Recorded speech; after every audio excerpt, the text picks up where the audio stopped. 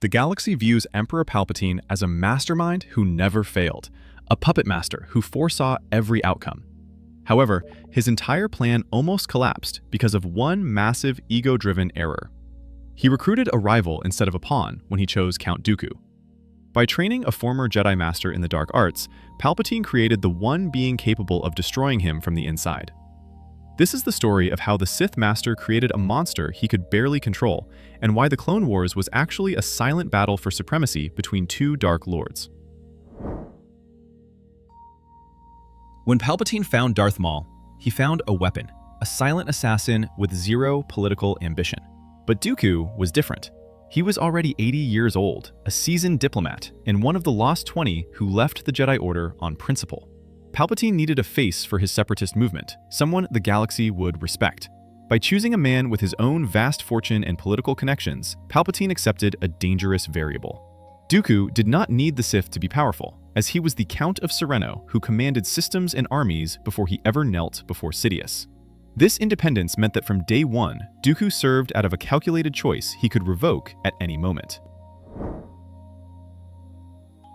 This situation marks the origin of the mistake. Palpatine taught Dooku the ways of the Sith, rather than simply using him as a general. He gave Dooku the title of Darth Tyrannus, and instructed him in the use of Force lightning and dark side philosophy. This was a tactical error. A Dark Jedi is dangerous, but a Sith Lord is a challenger. By validating Dooku's status as a true Sith, Palpatine emboldened him to study the ancient texts and understand the rule of two. Dooku was intelligent enough to know that in the rule of two, the apprentice eventually kills the master. By training him so well, Palpatine essentially handed Dooku a loaded gun and invited him to wait for the right moment to pull the trigger. Most Sith are driven by hate, but Dooku was driven by a twisted sense of justice. He genuinely believed the Republic was corrupt and needed to be burned down to save civilization. We saw this clearly in Tales of the Jedi, where his fall began with a desire to help his people. This moral self-righteousness made him unpredictable. Palpatine wanted chaos for the sake of power, but Dooku wanted order. If Dooku ever decided that Palpatine was bad for the galaxy, which he nearly did several times, he had the moral conviction to turn on him. He acted as a political radical who thought he was the hero of his own story, rather than a sadist like Sidious. The cracks in their alliance appeared early during the Clone Wars. Dooku began training Asajj Ventress as a secret apprentice in addition to an assassin. This was a direct violation of the rule of two. Dooku was actively building his own power base to overthrow Sidious. He was preparing for a coup rather than waiting for permission. Palpatine sensed this growing threat and had to intervene personally, ordering Dooku to kill Ventress. This move represented fear rather than a test of loyalty.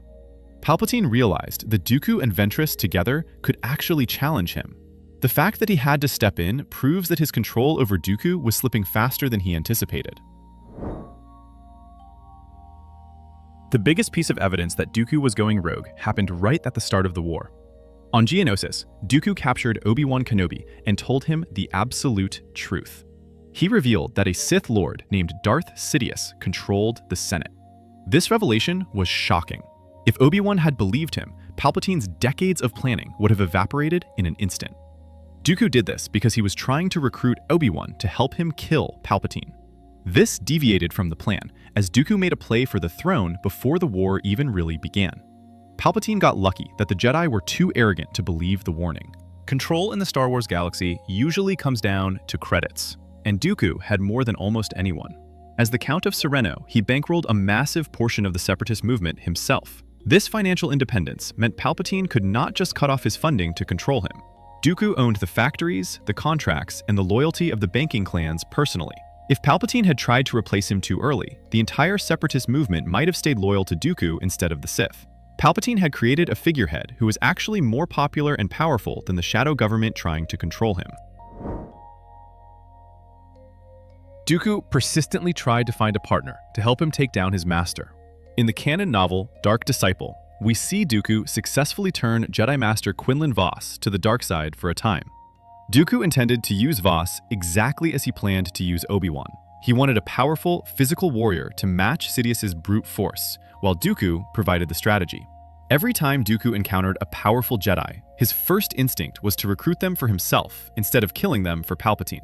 He was constantly shopping for a partner to help him execute a hostile takeover of the Sith Order.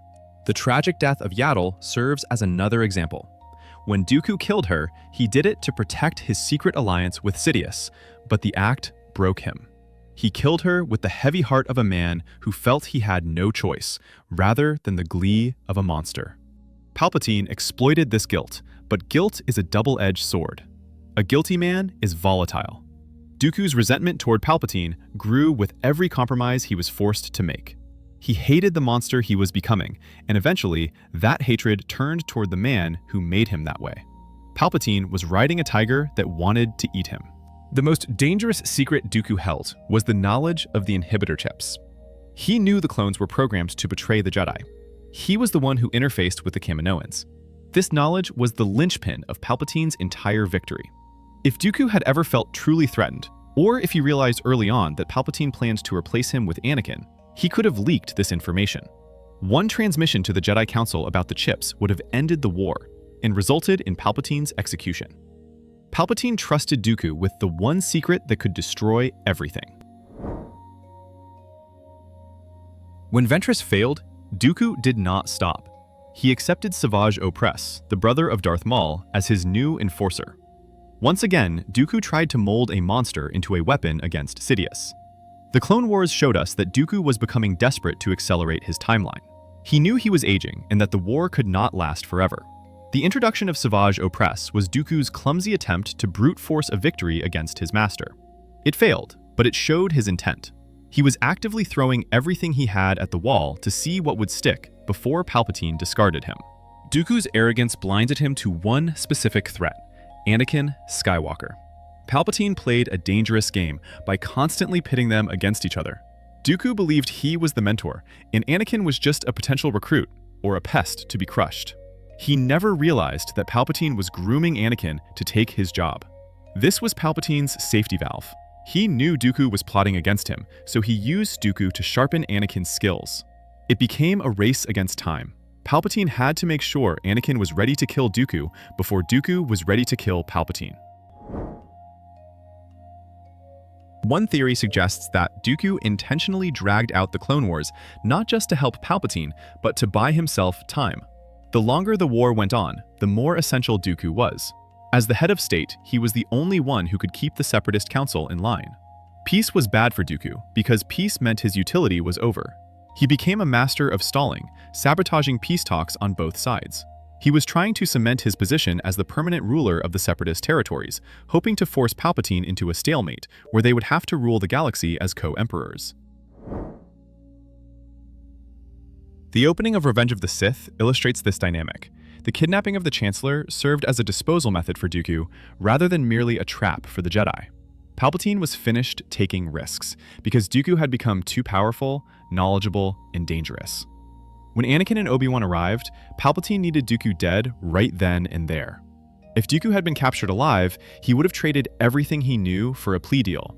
He would have told the Jedi Council who Sidious was to save his own skin. Palpatine was gambling everything on Anakin's ability to win that fight. The moment Anakin severed Dooku's hands, we saw the realization wash over the Count's face.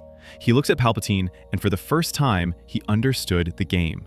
He realized he was the placeholder rather than the partner. That look of shock represented the crushing weight of irony rather than simple fear. The man who thought he was using the Sith to fix the galaxy had been used by the Sith to break it. Palpatine's command to do it was the final correction of his mistake. He had to silence the one man who knew where all the bodies were buried. If Dooku had shouted the truth in that final moment, the outcome would have shifted. Had he yelled, "He is the Sith Lord," to Anakin and Obi-Wan, the conflicted Skywalker might have paused. Obi-Wan certainly would have listened, and the entire Empire would have died in that room on the invisible hand. Palpatine stood there, defenseless, banking on Dooku's shock to keep him quiet. It was the closest the Sith came to extinction in 1,000 years. Palpatine did not win because he was smarter. He won because Dooku was too stunned to speak. The training, power, and secrets almost backfired in the most spectacular way possible. Palpatine's training of Count Dooku proves that even the greatest strategists can be blinded by arrogance. By choosing an apprentice with independence, wealth, and ideology, he created a rival who nearly checkmated him. The Sith Way is treacherous, but in this case, it was nearly suicidal. Dooku served as a warning rather than just a villain, showing that when you give someone the power to destroy you, they might try to use it. If you enjoyed this analysis, hit like and subscribe for more deep dives into the galaxy's history.